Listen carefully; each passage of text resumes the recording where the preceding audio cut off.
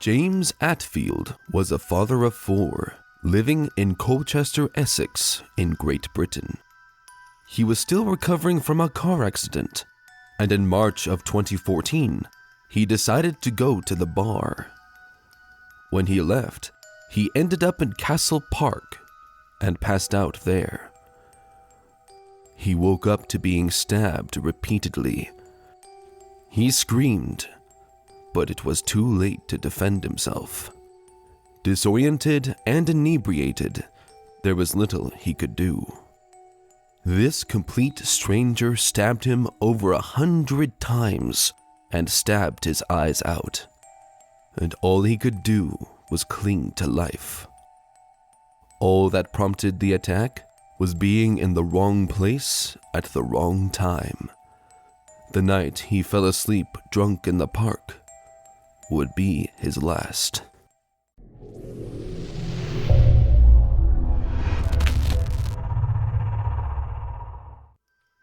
Passerbys later found James Attfield bleeding out. He was still living when the paramedics arrived. Unfortunately, he had lost too much blood, and he died of his wounds shortly afterward. Police were unable to find any witnesses, fingerprints, or any other forensic evidence at all. This seemed to indicate, but did not prove, a meticulous and planned killing. Hundreds of potential witnesses were interviewed, and they brought in anyone in the area who had been involved with crimes for questioning.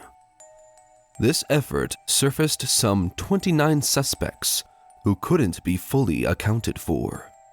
Mr. Attfield had no enemies, and the crime seemed to be without a specific motive.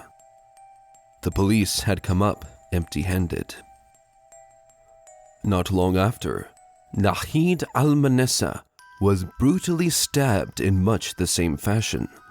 Only this time, the killer got away clean after killing her in broad daylight on the Salary Brook Trail. She was a 31-year-old Saudi student, and locals were suspecting a hate crime. But due to the similarities in the last killing, the police had different suspicions. In addition, the pattern of killings seemed to indicate a copycat to the Yorkshire Ripper. They, of course, didn't tell the press about their theory, keeping the upper hand. The community was on high alert after this, with the parks vacant, overgrowth cut to remove ambush points, and police patrolling the streets. A woman had spotted a suspicious figure standing alone in the field nearby to where the second killing took place. She left the scene in fear and called the police just in case. When the police arrived, they found one of the many suspects, 15-year-old James Fairweather. He had on a tan Italian jacket with a belt. When asked to empty his pockets, the police noticed he was wearing latex gloves and had a knife in his pocket. Upon questioning, he promptly confessed to the crimes and admitted he was out there to find a third victim, but nobody was about. He said he heard voices taunting him and telling him to commit the murders. Upon a proper search of his room, the police found violent pornography, a lot of knives, and on his laptop, an obsessive amount of research on serial killers, including research on a serial killer who was found not guilty due to diminished capacity as a result of hearing voices that told him to do it. There was also a lot of research on Jack the Ripper, the Yorkshire Ripper, and Ted Bundy. He was reportedly obsessed with the brutality of the Nazis and played many violent video games. Furthermore, seemingly every time he described the things the voices said, whether they were internal or external, and what they sounded like, changed. The stab wounds, the gloves, and his composure all would seem to point in the direct opposite direction of insanity, instability, erratic behavior, or an inability to control one's actions. Though he wouldn't be diagnosed until his trial, James Fairweather was autistic. For most of his life, James Fairweather was a calm, well-mannered, and quiet child. His personality took a dramatic shift, however, after he got into secondary school. He was bullied relentlessly for the size of his ears. The bullying wouldn't stay verbal, however, as on one occasion, bullies even threatened to kill him while brandishing a knife. This did two things to James. First, it likely served to make him feel weak and powerless, showing him darkness he'd never experienced before and breaking his sense of safety. Secondly, it showed him the power others could wield when they used a knife.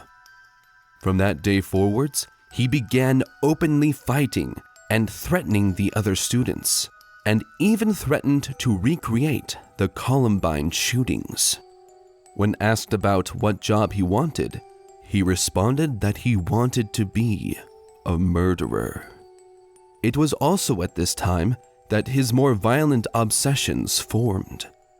He was delving into that darkness to take that power for himself and prevent anything like that from happening to him again. That day, he concluded that either you're the perpetrator or the victim, and he knew which one he didn't want to be. At the time, his conduct was dismissed as juvenile rebellion and empty threats. All he knew was his current strategy was working well enough to reinforce the behavior, as the bullying stopped when everyone was afraid of him. It's possible that if his grandmother was still alive to talk to, he would have found a better coping mechanism, as he would have someone he trusted to talk to about things. He wasn't comfortable conversing with his parents.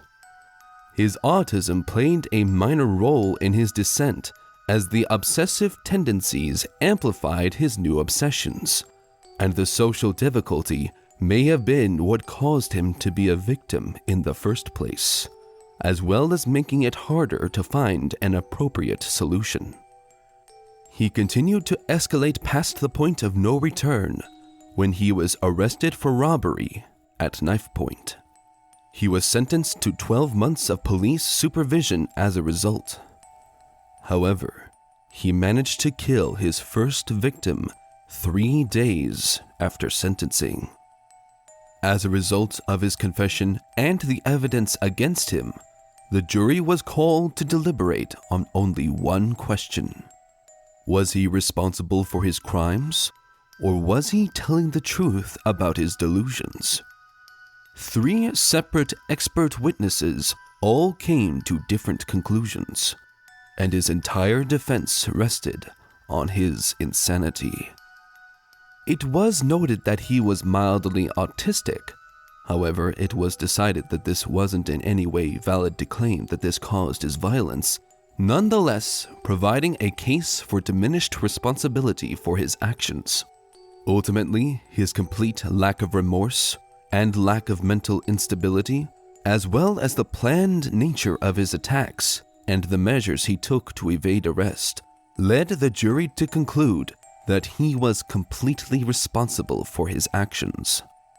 James was sentenced to a minimum of 27 years in prison. He is eligible for parole. However, it is very unlikely that he will ever get it. He would have been sentenced for longer if it wasn't for the fact that he was only 15 at the time.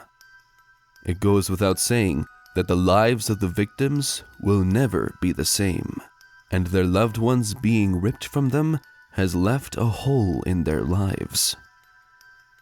James Attfield's widowed wife blames the lack of supervision that was supposed to be provided by the police as the cause of her husband's death. A long series of unfortunate events, ranging from the cruelty of his peers to the negligence of supervision, led to these violent and unfortunate deaths that caused such a tragedy.